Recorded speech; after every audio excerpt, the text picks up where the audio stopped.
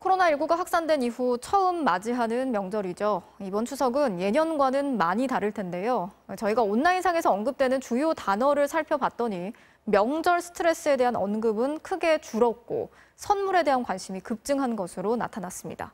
정진욱 기자가 전해드리겠습니다. 저 서진우 보인다, 화면에.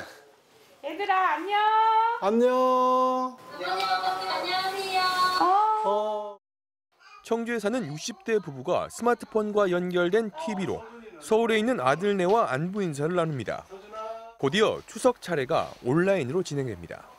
서준아, 같이 절해. 시작. 가족들이 모이는 건 자제하면서 차례는 함께 지내는 코로나19 확산이 가져온 새로운 풍경입니다. 같은 공간에 있는 것 같고 함께 참여한 것 같은 기분이 들어서 좀 생소한 감은 있지만 코로나19가 있는 현 시국이 심각하기 때문에. 그런데 이번 추석에는 이처럼 가족들이 한자리에 모이지 않는 경우가 많아지면서 이른바 명절 스트레스는 크게 낮아진 것으로 나타났습니다. 온라인과 SNS상의 추석 연관어 120만 건을 분석해봤더니 명절 스트레스에 대한 언급은 올해가 최근 4년 중 가장 적었습니다.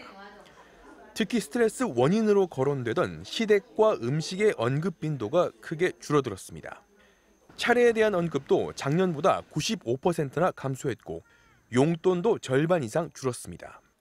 올해 추석을 앞둔 가장 큰 변화는 차례 등 직접 만나서 겪게 되는 스트레스가 줄어든 점인데요. 대면 접촉을 최소화하는 사회적 분위기의 영향으로 보입니다.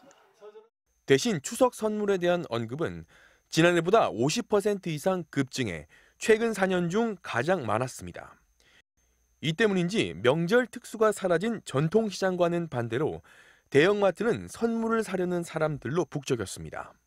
조금 더 고가 제품으로 보내드렸죠. 왜냐하면 왔다 갔다 비용이나 이런 부분들 감안해서 좀 마음이라도 좀 풍요로워지라고 이렇게 좀. 연휴가 닷새나 되지만 여행을 언급하는 횟수는 급감했고 집콕이라는 신조어가 상위 20위 안에 들 정도로 많이 언급돼 코로나19가 바꾼 추석 풍경을 고스란히 반영했습니다. MBC 뉴스 정준욱입니다.